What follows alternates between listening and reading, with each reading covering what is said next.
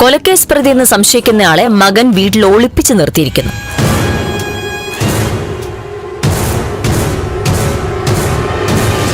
ഒരു ജനകീയ MLA ആയ ആള് അതിന് കൂട്ടുനിൽക്കുക.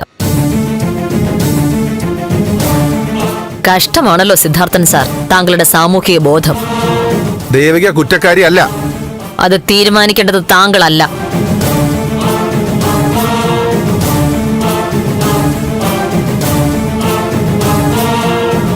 ദേവിക പ്രതിയല്ലെങ്കിൽ പിന്നെ എന്തിനാണ് സാർ താങ്കളുടെ മകൻ അവളെ മുറിയിൽ ഒളിപ്പിച്ചു വെച്ചത്?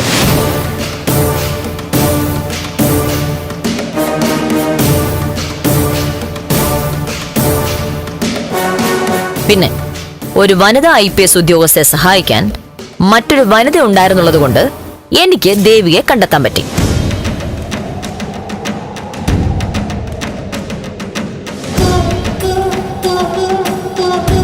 ഒരു വനിതാ പ്രൊഫസർ.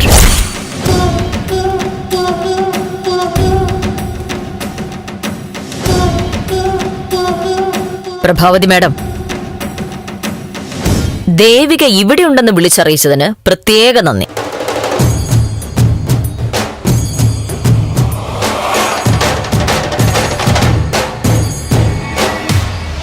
പുറത്തെവിടെയോ ഒളിവിലായിരുന്ന ദേവികയെ തന്ത്രപൂർവ്വം ഇവിടെ എത്തിച്ചു.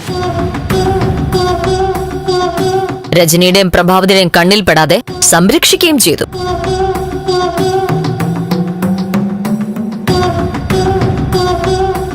പക്ഷെ രഹസ്യങ്ങളെല്ലാം പൊളിഞ്ഞു പോയല്ലോ സർ. സ്ത്രീകളുടെ നിരീക്ഷണ ശക്തിയെ വില കുറച്ച് കാണരുത് സർ.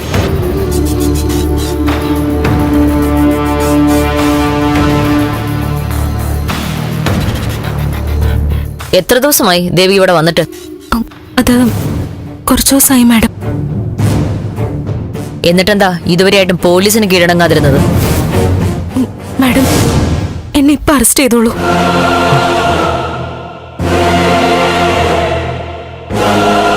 ഇപ്പൊ അറസ്റ്റ് ചെയ്യാൻ എനിക്ക് നിന്റെ സമ്മതം ആവശ്യമില്ല.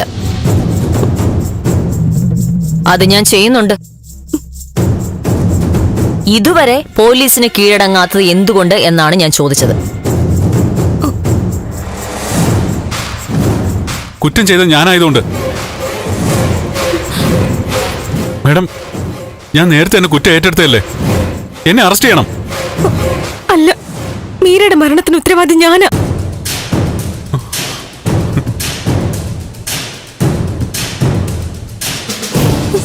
എന്നെ അറസ്റ്റ് ചെയ്യണം.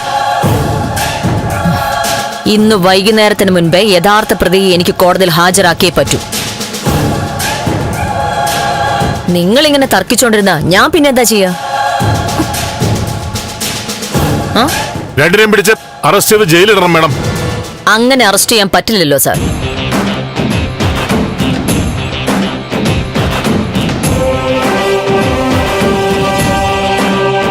നിങ്ങളിൽ ആരാണ് കൊലപാതകം നടത്തിയതെന്ന് കൃത്യമായി കണ്ടൊരു സാക്ഷി പോലീസിന് മൊഴി തന്നിട്ടുണ്ട്.